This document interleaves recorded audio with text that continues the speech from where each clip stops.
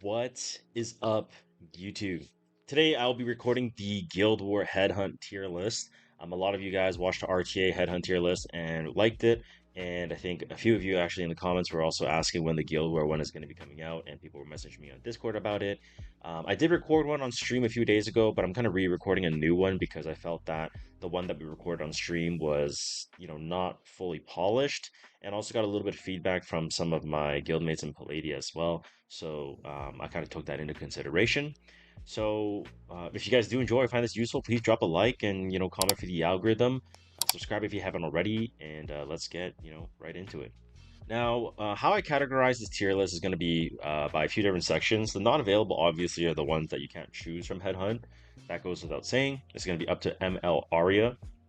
For the must own, this basically means that if you're planning on being like a full-time Guild War player, or if you are a full-time Guild War player, these are the units that are non-negotiable. These four, if you're missing one of the four, don't look any further. You got to go for it. It's just there's no exception. Okay, the scouts is basically for if you're a scouter in your guild, maybe you're a more seasoned veteran that you're missing a particular unit. Then I've kind of written some notes down so that you can obviously review that. And the follow up section is basically for people who only, just follow up with information, or you're kind of lazy in Guild War and whatnot. And then there's the not used section, which are obviously very niche. Can you use them? Yes. But if you're using them, chances are you're probably forcing them, and there's probably a better unit anyways. So these are how we are categorizing them. Now, if you are interested in all the notes that I've left for each character, this will have a JSON file that I will link in the description and in the pinned comment. But under the must own, we'll start with Empyrean Illinav, and you'll see the notes as well while I'm going over them. This is simply the best mitigation in Guild Wars. There's no question.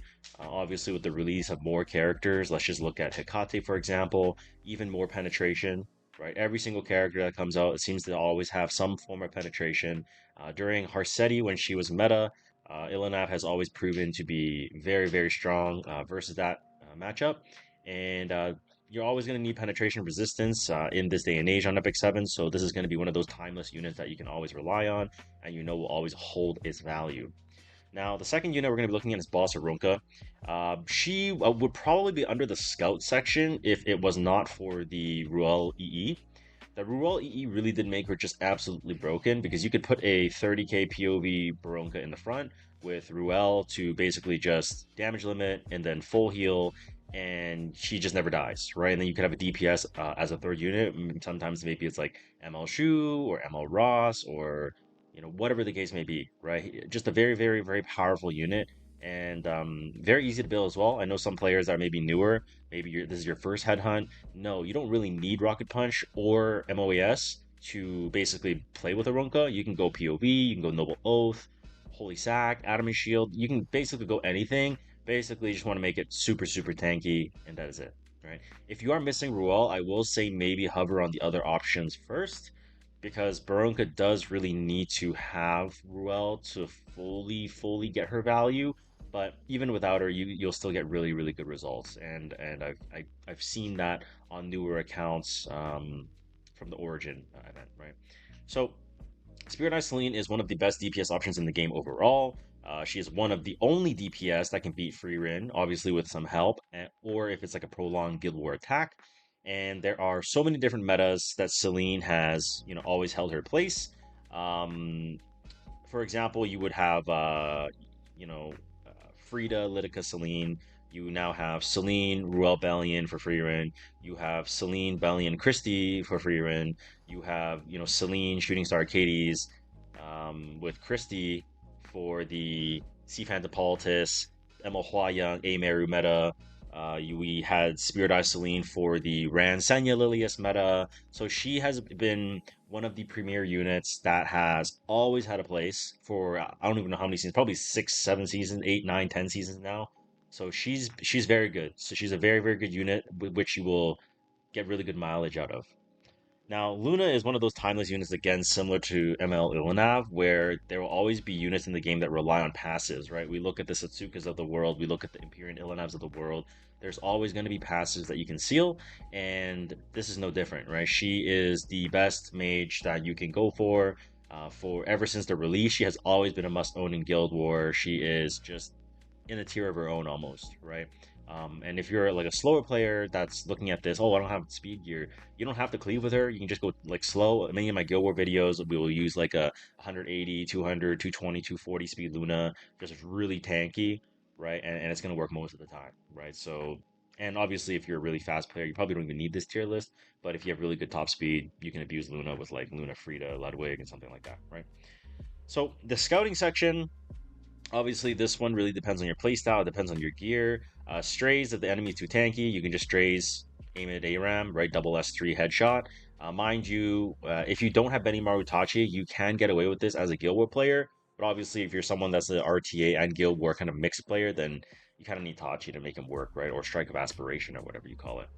ML5 is very useful for characters who have all of the must-own characters, so 1, 2, 3, 4, and obviously, these ones are not available. But everyone in the first category, you can rely on him to, or her rather, to kill scales. But just be mindful that Hecate is going to be releasing soon, so his stock or her stock is going to be plummeting a little bit, I would say. Now, Briarwitch Iceria, this is a revive-centric meta.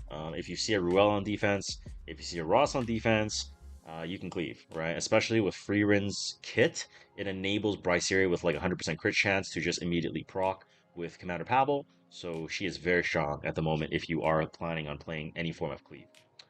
Zio, I think, is pretty self-explanatory, but if the enemy has all fast units, you can bring Zio and Afternoon Soak Clan, and you pretty much just win.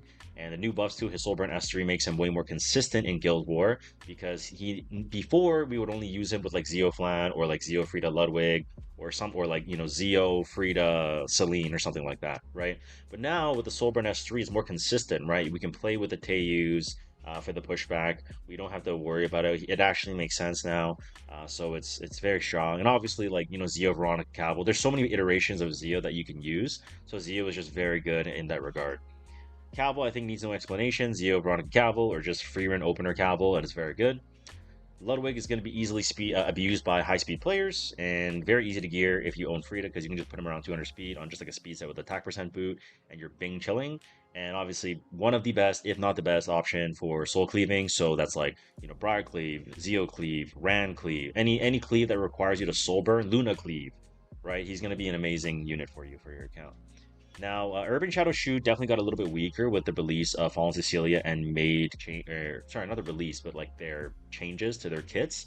However, ML Yulha's defenses, so any defenses that include ML Yulha right now, which are kind of everywhere, especially with like something like ML Ross, Shoe is definitely still very good.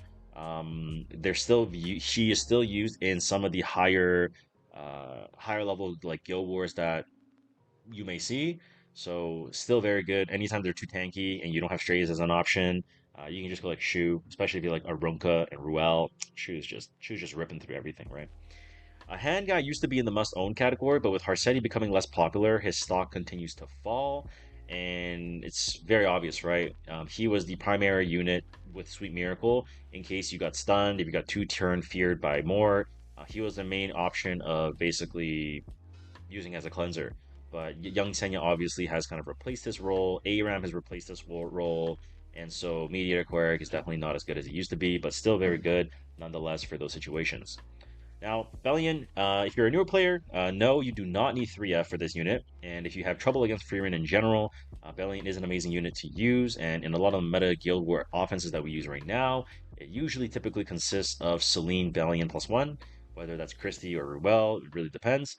But very easy to build, just prot set, Aureus, and you're good to go.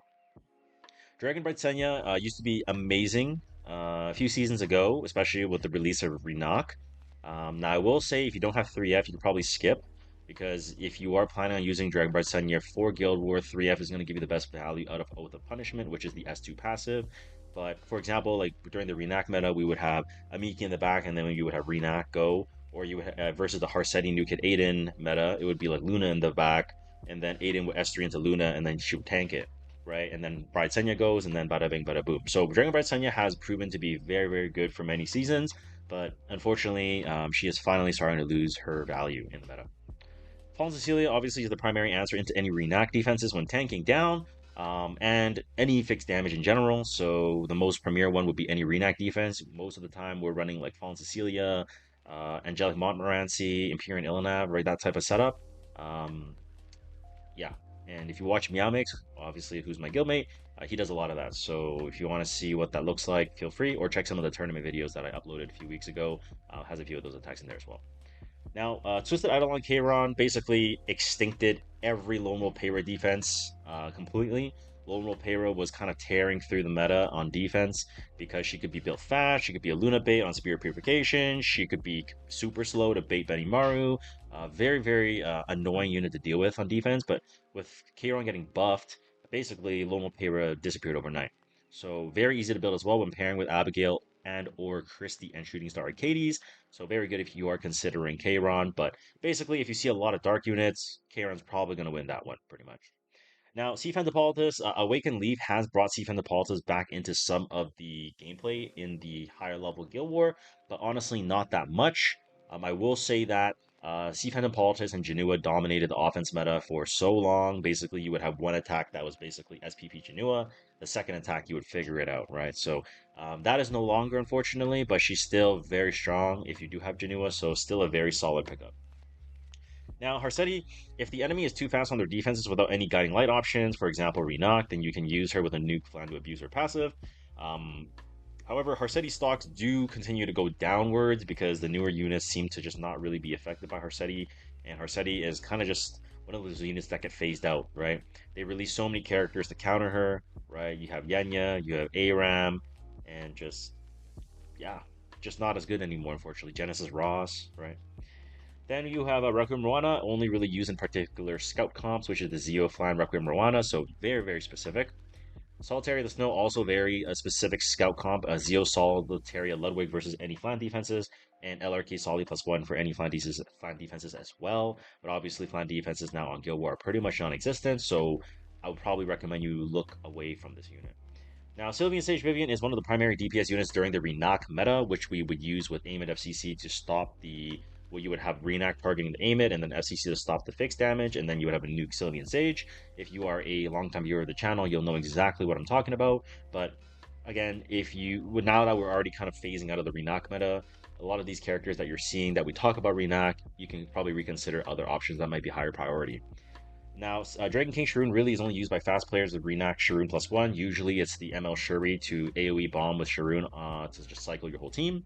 It could be a little bit more useful now into the new Swift Flag Bearer Sigrid on defense, but honestly, there's not a ton of those outside of some Korean guilds, so I probably would not pull these or pull Sharoon. Maid Chloe is very easy to abuse versus fixed damage defenses and can be paired with Arya Christie, and the offense goes kind of easy because you just have defense buff, healing, free ER for your whole team, so it's very good, very strong. Ruel is hands down the best healer in Guild Wars, without question. Right, her new EE allows her to just be a complete menace in Guild War defense, or sorry, Guild War offense rather, and she's just fucking insane, right? S2, S3, invince, double invince, and if you pair that with a Barunka, like I mentioned earlier, insane, right? So if like you are contemplating getting Ruel, it is not a bad option, even with the release of Hakate, right? Not every single defense is going to have Hakate. Chances are you're not going to bring Ruel into Hakate, right? So Ruel is just still going to be insane in Guild War no matter what. And all the other units in follow-ups, I mean, it's kind of rhetorical, right? You can kind of force units, like an LQC or Lionheart or a Meru or a Leica or DDR, and you can force these units in your attacks, but it's just suboptimal. And these units we basically just don't really touch or use in Guild War outside of like maybe just like playing for fun or trolling or for content on YouTube. So definitely not characters I would suggest if you're trying to be a competitive Guild War player by any means. And any follow-up units, anything you see in must own and scouts, you could pretty much use in follow-ups as well. So I hope that's pretty straightforward. I just made this category for units that I think deserve to be put here, which are most of the time are used in follow-up attacks, right? You have the Aim and Strays comps, you have the Briar Cabal comps, you have the Zeo Veronica Cabal comps, the Luna Frida Ludwig comps, right? There's just a lot of different variations you can use this for follow-ups. So I didn't really put any notes for this, but hopefully this gives you guys a better idea in terms of what units you should try to prioritize for your ML5 Headhunt, specifically for Guild War. If you were looking for RTA, go watch the other video because this one is not for that. But if you guys did enjoy this and you find this helpful, or if you have any questions and you're trying to decide, hey Vic, I'm kind of missing the top four, or I'm deciding from unit A, B, and C, I've been replying all of the comments from the RTA Headhunt tier list as well, so you can feel free to comment in there and down in this video, and I'll get back to you. So thank you so much for watching, and I'll see you guys on the next one. Take care. Bye.